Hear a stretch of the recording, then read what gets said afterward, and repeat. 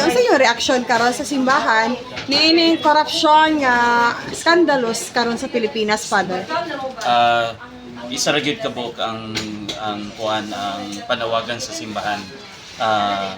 Managot gyud tong mga naghimo og korupsyon sa atong pangagamhanan karon dayon. We demand accountability and transparency dayon. Hiniusa gayud nga tingog sa simbahan nga makanag yung to end corruption in our society. Sabi ilabi na sa atong Pilipinas, sa nasod o sa atong lokal po dinhi sa Cagayan de Oro. Oo, nasampit na magini mo ang local, Father. Kabalo naman ta kay na national TV na gani ang issues.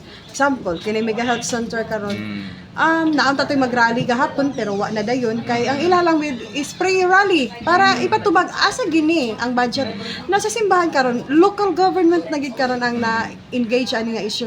Sa yung panawagan or ikon sa simbahan? Same gihapon gyud ang panawagan nga kaning accountability gyud nga kuan og wala unta nato ning corruption nga ang biktima niini ang ato mga kabos nga maigsuon nato nga mao gyud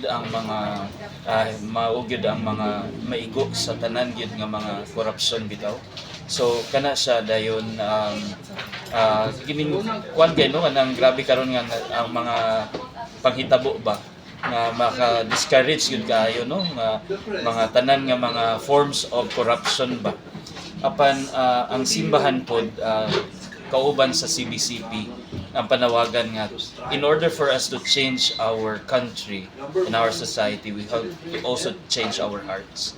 Nga kita mismo nga we should not tolerate any corruption nga gikan sa atoa, the way we kanang moadto ta sa mga nagkadaiya nga mga ahensya sa gobyerno pananglitan kanang mga maghatag kita og kanang mga fixers kanina. So muna ato ang kuan nga napod sa ato ang kuan nga sa atong kaugalingon nga we have to change our hearts also and not to tolerate corruption diha sa atong katilingban. Father, kanang sa matag simba nako ba na every kanang pagsugod sa misa na ay prayers para gyud sa corruption. Uniform ba na tanan sa tanan mga? Yes, so naagyud na siya naay mga prayers nga about for consecration sa ato ang nasud aron diha sa kanang ato ang pag-correct yun sa ato ang mga dili maayo nga binuhatan nila binasa corruption karon. Nagtuo pa ba gyud ang simbahan, Father, nga mag-end gining corruption nato dinhi? Muna ato ang paglaom. Ang tubag nato kay kasagaran nato kay we have also to kanang bitong due process gid ba kay kinahanglan ta kanang bitong we have to abide also the process of achieving justice diya sa atong katilingban na we have to abide unsa pod ang mga kanang mga unsay proseso aron nga makabut ang hustisya. So muna ang panawagan pod sa atong kuan atong simbahan nga dili langanon ang mga proseso kay ura og sa mga panahon bitaw kay katong na convicted na bitaw nga mga nang kanang pangurakot katong PDAF ug uban pa pero makagawas ra man gihapon. So ura og kana muna ang tanaw nato sa justice system sa ato sa Pilipinas nga dapig yun siya sa mga known, mga nai-impluwensya o nai-kwarta. So makita nato bitaw nga katong walay kwarta wala lang. So muna nga panawagan usapod na siya sa kuan nato ba mapadali na ang katong manubag kadtong mga nangurakot gayud nga dahil yung kastanan nga loss diha sa kuan nga dili lamang loss sa kwarta kundi loss pud sa daghan nga mga kinabuhi, nakabsan nga mga kinabuhi tungod sa pagpangurakot. Ilabi na sa tumakita dadto sa Cebu nga daghan ang nakabsan sa kinabuhi tungod sa pagpangurakot nga katong ilang flood control ba.